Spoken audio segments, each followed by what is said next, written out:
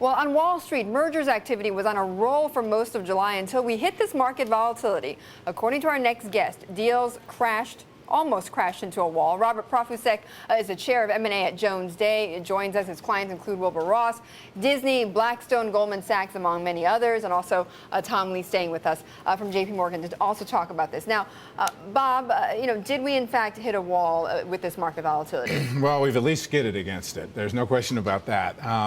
The year built, there was really a good build during the course of the year, and July was great. It was great both in a general statistical way, but I think animal instincts had returned. We saw hostile deals. We saw lots of overbids. Yes. And those are aggressive, confident moves, because when you're making a overbid or you're making a hostile deal, you don't have due diligence. You're not going to get a bargain price. You're going to pay up. And so people were pretty enthusiastic. Volatility for M&A is bad, just like it is for everything else. And I think August will be August. I think it's going to slow down. And it remains to be seen what it means long term, however. Does it compare to what happened back in 2008 when we had that volatility as well? I don't think so. There's not a sense, there's, of course, you read about issues on sovereign debt, especially in the mid-tier banks in Europe and all the rest of it. There hasn't really been a liquidity issue in the M&A market yet. In fact, bank lending for transactional finance is great right now. So financing is still okay. Yeah, financing's fine, but when you're trying to figure out what value is, it's very hard to pull the trigger, and it's very hard to decide to sell. Right. But I think on a slightly longer, really not very long-term basis, I'm talking about this fall and this winter, a little bit of a lowering of the equity values will be good for the market. There were lots and lots of deals, many more in my personal experience, that didn't get done because people just couldn't get to the right premium to where equities were. And that was both in the PE space, but also in the strategic space. If everybody's right, in general, growth is going to go down in North America at least, and continue down in Europe, that will stimulate M&A, because if you got to grow to support your stock price. How are you going to do it if you're in a 1% GDP world? Tom, is that something that's also in your, as you're looking out, on your forecast on the markets? I mean, is that something that you're looking at too? Is that, you may see some M&A activity later on down the road?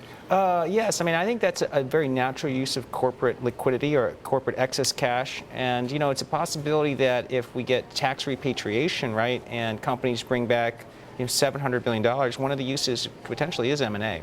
But they don't even need that, right? I mean, they don't even need the repatriated profits. I mean, they have a lot of cash on their balance sheets already, right? That's right. But it's, the more liquidity companies have, I think the more confidence they have. It's a safety blanket. When I covered wireless companies in the day, having, your bonds trade well was a big injection of confidence for a CFO. So Tom was one of the best telecoms analysts in his day. I don't think his day is gone. But now he's moved on. Right. Okay, so Bob, but I got to imagine, though, that valuing companies right now in this volatility has got to be a lot harder. It's harder, but intrinsic value hasn't changed. I'm working on a deal right now where we decided to back off because of the volatility. There's no sense that the intrinsic valuation is any different, but the question is, what do you do? How do you price it? Because intrinsic value and M&A premium values and all the rest of that, they're related but not really the same thing. And you don't want to go out with an offer that makes you look dumb 2 weeks later if we have yet another 10% shaved off the S&P. So there's no question August is going to be choppy, but the macro factors which have been driving things are still there, and in fact probably accelerate if this assumption about North American growth stays the same. This struggles in Europe, I don't think are going to change much, because Europe, in all honesty, had not recovered in terms of transactional activity. You mean it had not gotten out of that? No, there are a lot of big companies that did things from Europe to Asia, from Europe to North America, and all the rest of it. But intra-Europe deals have been very, very soft. That frankly has, for at least for us, that has. And why do you think that is?